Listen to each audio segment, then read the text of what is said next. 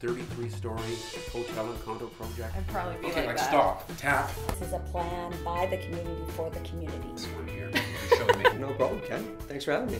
It's Kent Molgat for Kelowna Now. And we're joined by Jock Tyre from the Kelowna Curling Club. Thanks for coming in, Jock. Kent, thanks for having me. So, we talked earlier about how you were able to secure the World Mixed Curling Championships for Kelowna, and it's a great story. And it all started with hopping into a cab, is that right? That's right. I was over in Switzerland at the European Curling Championships this year. Actually, it was late 2017, and I got in the car with the executive director from the World Curling Federation, and we introduced ourselves. And then he asked me, or I asked him, I should say, what events have you got coming up that you need a home for, that needs a place to go? And he said, well, we're still looking for World Mixed. And so you just said, we'll do this. Well, something like that. I said, okay, I can start working on that. And I got home, and Harvey over at the Tourism Kelowna was all over me when he found out that, and he said, let's do this. And so he helped me put the package together, and here we are. So how does that work? There must be some costs involved. Absolutely. It's a major event. I mean, we're going to be hosting probably close to 40 teams from across the world, and we've got to make sure there's accommodations and transportations for all these people, as well as meals, and there's a fair bit of cost. So we're doing a little fundraising, but since we put the bid in. Right. So I mean, you hear about countries that get the Olympics, and then people years later say, "Well, that was a bust. It cost you tons of money." Is it anything like that in terms of major expenses? No, there's nothing major like that. I mean, the players themselves will cover their actual accommodation. We'll be covering some of the meals for them and transportation around the city. So there isn't anything major like that, but we still have to put a lot of outlay because we're going to put stands in the arena and dress the building up a little bit and do a little extra work. And so there is that cost as well as providing for the players. Are these permanent stands in the? No, there'll be temporary stands. We're working with the city of Kelowna to try and make sure that happens. Right. And so what do you see in terms of the curling community? What do you see as the benefit? We hear you on the radio, we hear you around town always promoting curling. This must help with that. It does. There's no doubt about it. We're going to get a lot of exposure between now and the time the event ends, and hopefully it's very positive.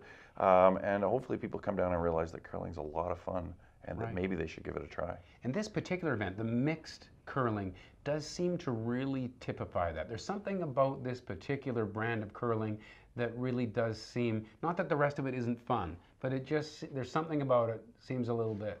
Yeah, I mean, with the men's and the ladies, all you see is very serious competition, and those are athletes that train hard. They truly are athletes.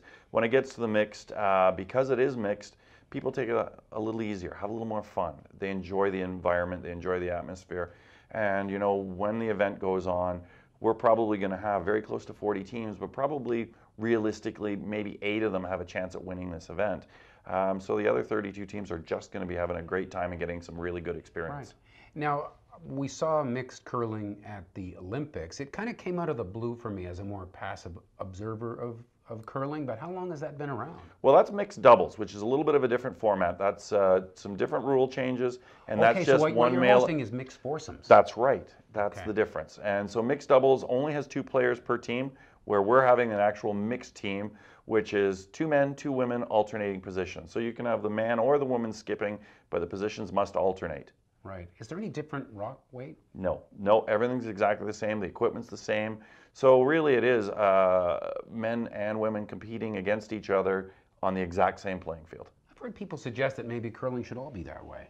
Well, you know what? Most of our leagues, the majority of our members curl in what we call an open league. And open means 4 men, 4 women, or anywhere in between.